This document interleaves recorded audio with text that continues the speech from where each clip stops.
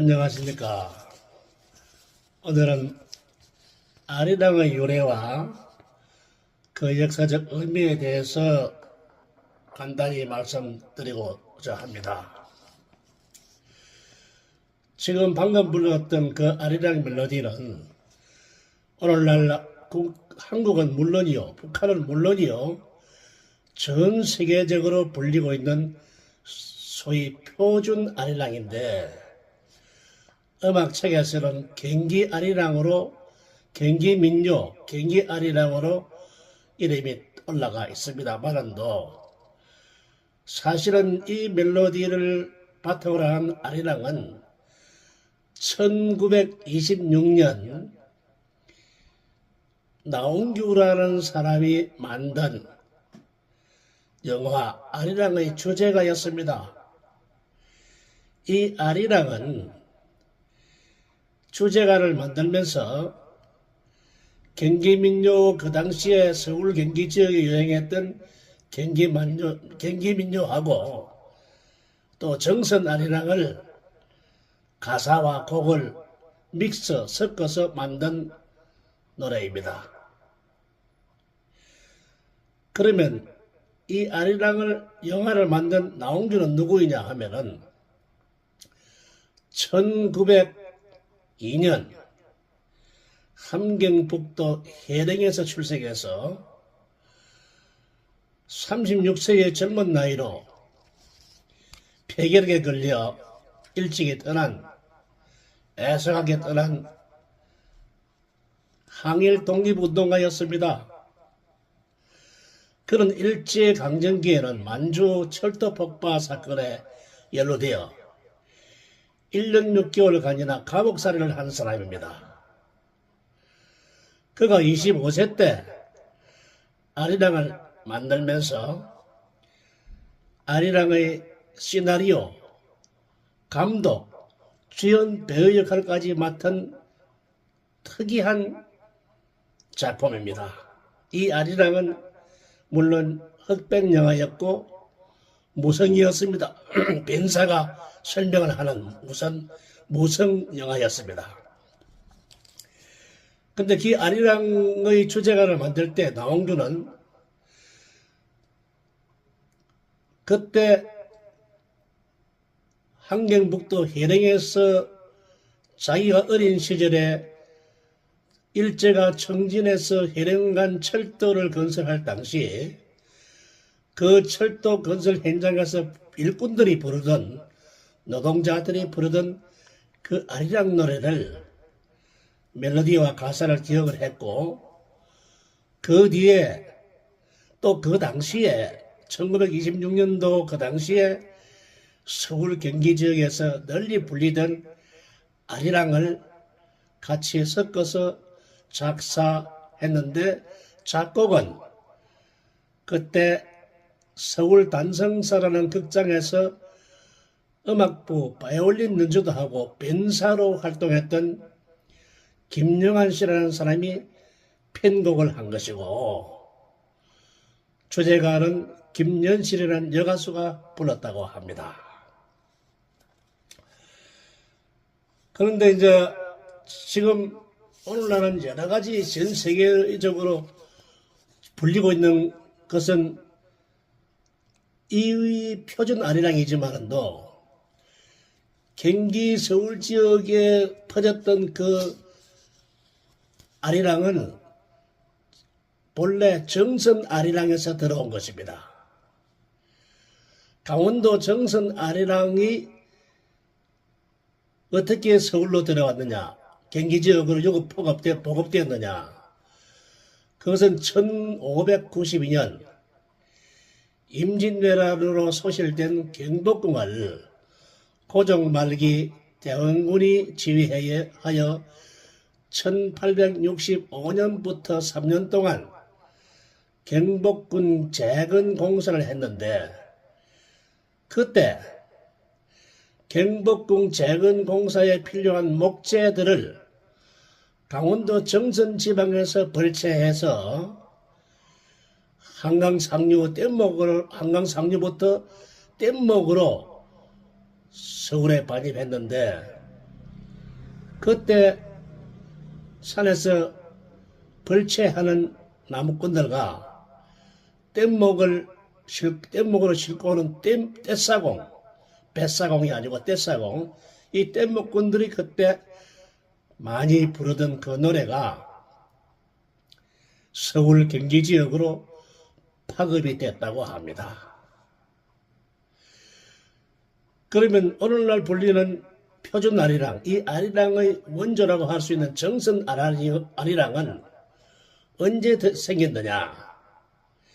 이 정선 아리랑은 원래가 아리랑이 아니고 아라리였다고 합니다. 정선 아라리인데 그것은 한 600년 전에 탄생된 것인데 이성계가 위화도 해군이라는 내란으로 고려 왕조를 무너뜨리고 붕괴시키고 강제로 붕괴시키고 1392년 조선 왕조를 세울 때 그때 멸망한 고려 왕조의 유신들이 한 72명 가운데 7명이 송도 지역에서 언거 생활을 하다가 정선으로 옮겨서 정선에서 삼나물을 뜯어먹고 평생을 어렵게 살면서 지난 시절 왕조에 대한 충절과 자기들이 처하고 있는 지금의 고통을 한문시로 담아 엮어서 율창으로 읊었는데 그 뒤 알기 쉬운 한글체로 바꿔서 일반 백성들, 일반인들에게도 널리 불리게 되었고 그때는 아라리였다고 합니다. 그때 송도에서 정선 지방으로 들어온 7분의 유신들은 각자 뿔뿔이 흩어져서 개인적으로 들어왔는데 우연히도 그 정선군 남면, 오늘날의 정선군 남면 거칠현동 지방에 같이 은거를 했다고 합니다.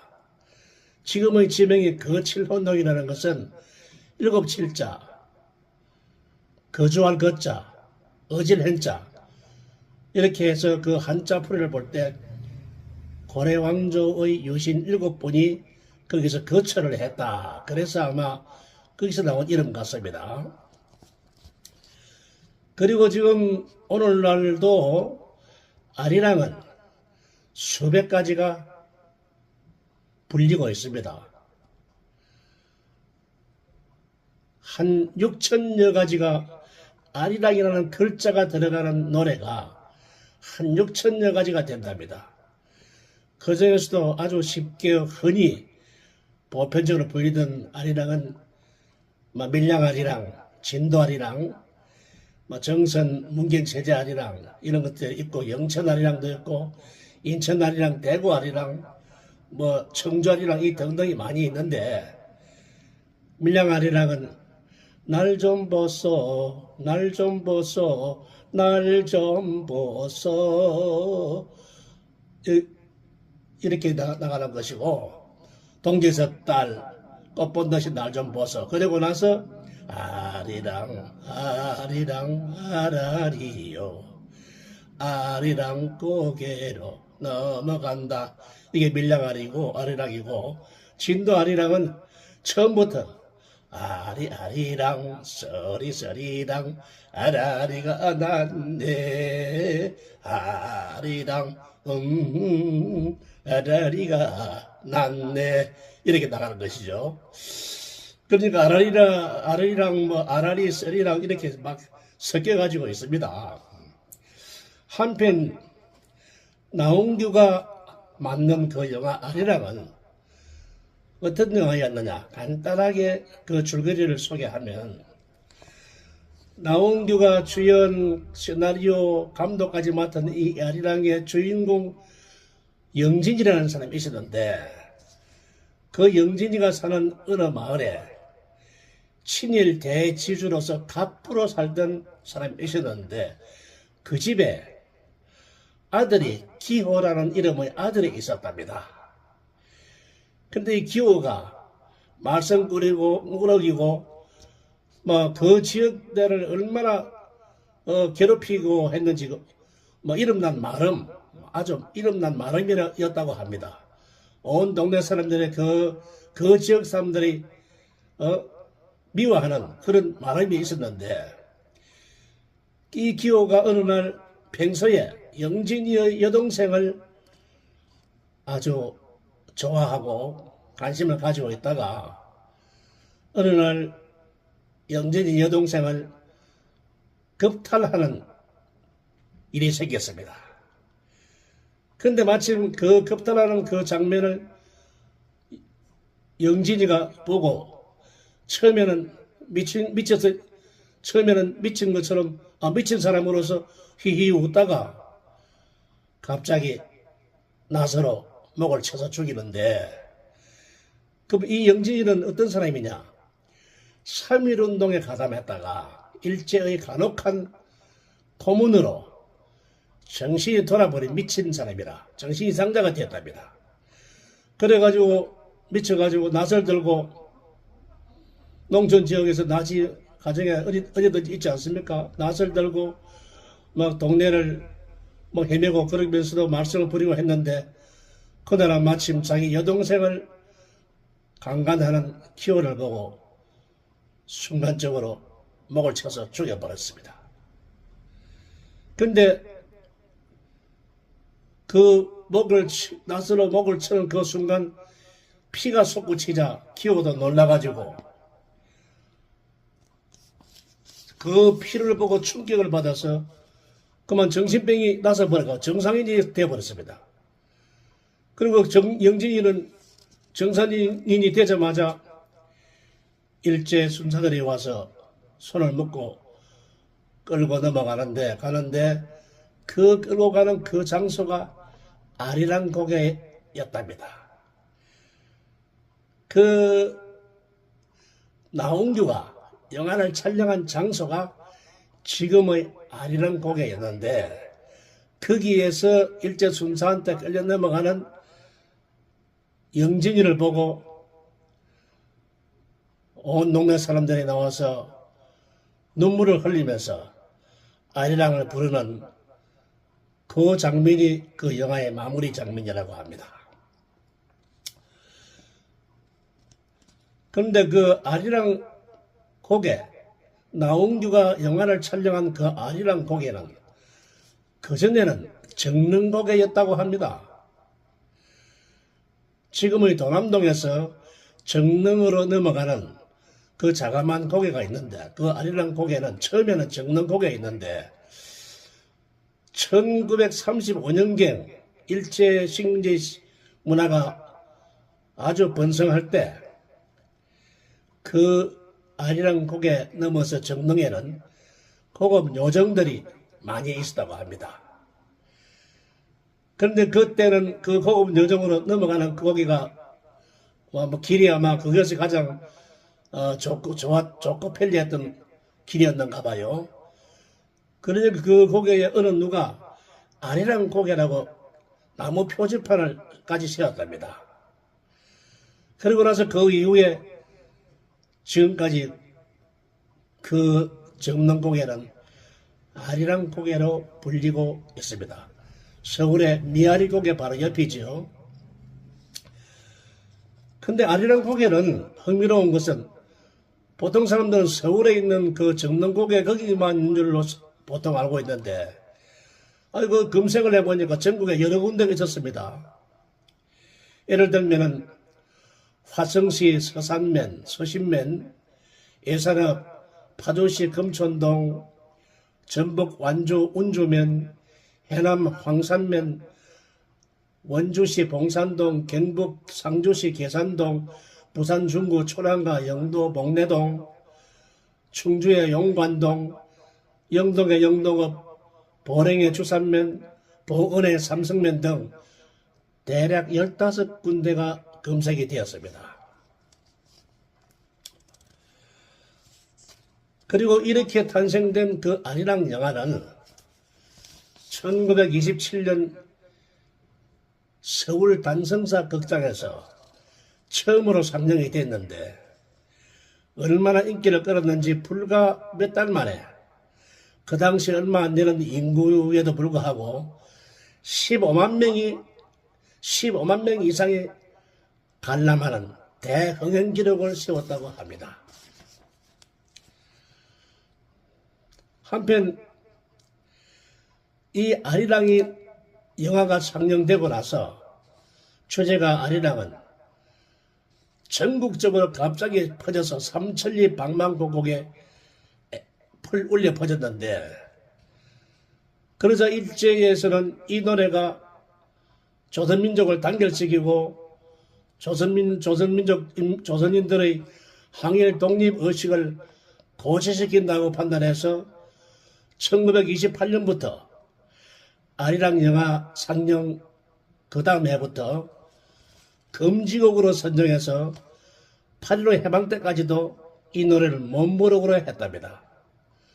그러나 8.15 해방까지 일제 식민지 지배하에서도 우리 조선인들은 개인적으로나 모임에서나 희로애락을 즐길 때 이 노래를 가장 흔한 쉬운 유행가로 많이 애창했다고 했고, 결국 이 아리랑은 일제시대에 조선인들의 항일 독립의식을 아주 고취시키고 민족을 단결시키는 데 크게 이바지했다고 볼 때 이 아리랑은 단순한 민요나 노래가 아니고 항일 독립운동가라고 해도 과언이 아닐 것입니다.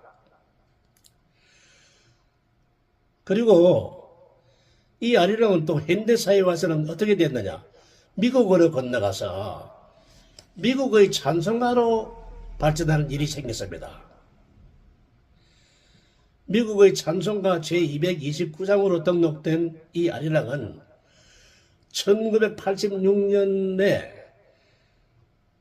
미시간주에 있는 칼빈 대학에서 어느 교수가 평소에 이 아리랑 멜로디에 너무 빠져가지고 이 아리랑 멜로디를 곡조를 가지고 영어 찬송가 가사를 만들었는데, 가사가 1절, 2절, 3절까지 되어 있고, 이 영어 가사 찬송가는 제목은 Christ, You are the holiest.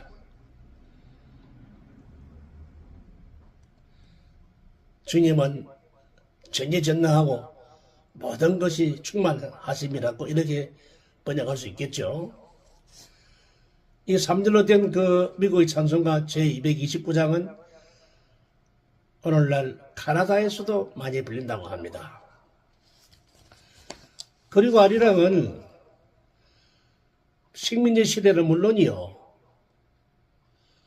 옛날 이전 시대에도 물론이요, 만주, 남북한 조선반도 일 통틀어서 불려지는 노래였는데, 오늘날도 북한 지역에서도 불리고 하는 가운데 2018년 평창 동계올림픽에서는 남북한 팀이 단일팀으로 입장하면서 국가로는 애국가나 북한 국가가 아닌 아리랑이 연주되었고, 국기는 태극기나 인공기가 아닌 흰 바탕에 파란색, 물색, 바닷물색 한반도 지도가 그려진 소위 한반도 깃발이 등장한 것입니다. 그리고 또한 아리랑은 2012년 12월 5일 파리에서 개최된 유네스코 회의에서는 인류 무형문화유산 제1544호로 채택 등록되게 되었습니다. 참고로 그 당시 우리나라의 인류 무형문화유산으로 등록된 것은 판소리, 강강술래, 강릉단오제, 종묘제례 등 한 15가지가 있었다고 합니다. 이렇게 해서 아리랑은 오늘날 이 불리는 아리랑은 일제시대에는 항일 독립 의식을 고취시키고 조선민족들의 단결심을 강화시켜주는 데 크게 이바지했고, 오늘날은 남북한이 특히 분단체제하에서는 남북 하나의 민족적 동질성을 이어주는 중요한 문화적 가치로 작용하고 있는 가운데, 전 세계적으로는 우리 대한민국을 알리는 대표적인 민요로 자리 잡았습니다. 이상 간단하게나마 아리랑의 유래와 그 역사적 의의에 대해서 말씀드렸습니다. 감사합니다.